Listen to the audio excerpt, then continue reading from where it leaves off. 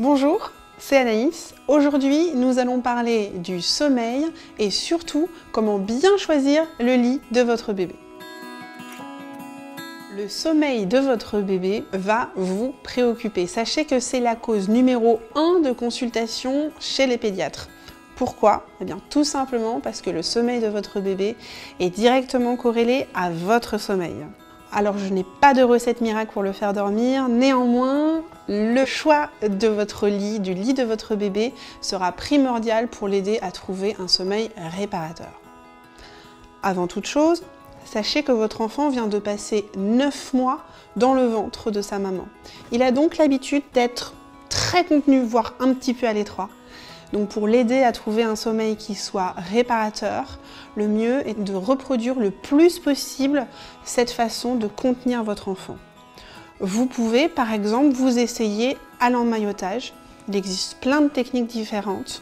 C'est à vous de savoir si c'est une méthode qui vous convient ou pas.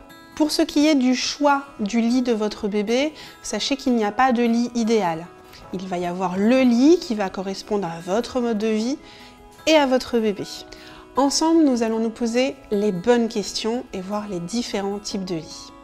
Tout d'abord, le berceau. Sachez que le berceau est un achat assez éphémère. La taille est assez petite, donc il ne pourra pas contenir votre enfant très longtemps. En général, on passe à un lit classique à partir de 4 mois.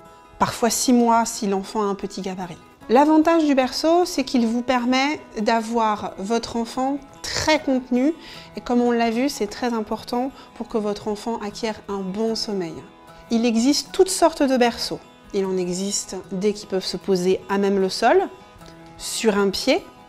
Certains sont aussi des berceaux qu'on appelle sidecar, c'est-à-dire ce sont des berceaux que vous allez venir coller le long de votre lit en toute sécurité. L'avantage d'avoir un berceau à côté de son lit, que ce soit en sidecar ou non, c'est pour l'allaitement.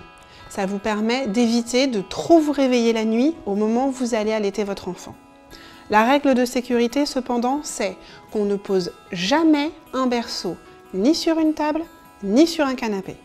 Le second type de lit est appelé lit classique, lit à barreaux ou plus techniquement lit 120 par 60.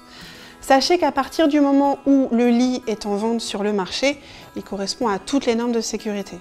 Faites attention, si vous récupérez un lit parce que c'est un lit familial ou tout simplement parce que vous l'avez chiné dans une brocante, faites très attention à l'espacement des barreaux. Un lit qui sort du commerce répondra à ce qu'on appelle la norme NF petite enfance et qui veillera à ce que l'espacement des barreaux ne soit pas suffisant pour que la tête de votre enfant puisse passer. La plupart des lits vendus dans le commerce ont plusieurs positions, entre 2 et 3 positions. En position haute, comme ici, vous pourrez mettre un nouveau-né. À partir du moment où votre enfant se tiendra assis, vous le passez en position basse afin d'éviter tout risque de basculement. Dans un lit à barreaux, il est très important de ne rien mettre d'autre que votre enfant dans sa gigoteuse. Pas de tour de lit, pas de couverture, pas de coussin, pas de doudou. Le matelas doit être ferme, il doit correspondre exactement à la taille du lit et le drap housse doit être bien tendu. Une fois que vous avez respecté toutes ces règles de sécurité, vous avez carte blanche. Le choix du lit est avant tout un choix esthétique. Donc faites-vous plaisir, il ne s'agit que de déco. Pour ce qui est du mobile, encore une fois, il n'y a pas de règle. Ça dépendra énormément de votre enfant. Certains enfants sont très facilement surstimulés. Aussi, le mobile ne sera pas une bonne idée. Ce sera à vous de voir en fonction de votre enfant.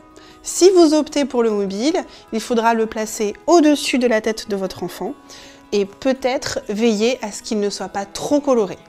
Le dernier type de lit est appelé lit parapluie ou lit de voyage. Et comme son nom l'indique, le lit de voyage ne pourra pas servir au long cours. La plupart du temps, les parents sont tentés de rajouter un matelas dans un lit de voyage. Je vous le déconseille fortement. Je vous rappelle, comme on l'a vu au tout début de cette vidéo, que l'enfant a besoin d'être contenu.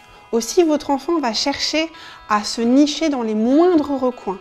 Les parois étant souples, ça multiplie les risques d'étouffement si jamais vous rajoutez un matelas. Pas d'inquiétude, le matelas qui est fourni dans votre lit de voyage est amplement suffisant pour une utilisation d'appoint.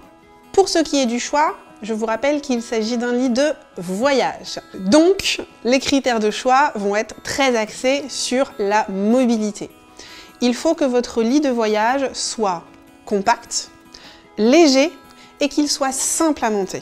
Partez du principe que si le lit parapluie a besoin de roulettes, c'est déjà mauvais signe. Enfin, pour ce qui est du choix de votre lit d'une manière générale, veillez à respecter les recommandations de l'OMS. C'est-à-dire une chambre qui ne soit pas trop chauffée, entre 18 et 21 degrés. Si vous êtes dans un habitat avec un chauffage collectif et que vous n'avez pas la possibilité de réguler la température, ne vous inquiétez pas, il vous suffit simplement de dévêtir votre enfant. Faites très attention au tabagisme passif. On ne fume pas dans un appartement ou une maison où il y a un enfant. Enfin, sachez que les dernières études ont démontré qu'il est préférable, dans la mesure du possible, que votre enfant dorme dans votre chambre jusqu'à 6 mois. Tout simplement parce que votre enfant va synchroniser sa respiration sur la vôtre. Attention, j'ai dit dans votre chambre, pas dans votre lit. Merci d'avoir regardé cette vidéo. Je vous invite à vous abonner à la chaîne Doctissimo Maman et à très bientôt pour de nouveaux conseils.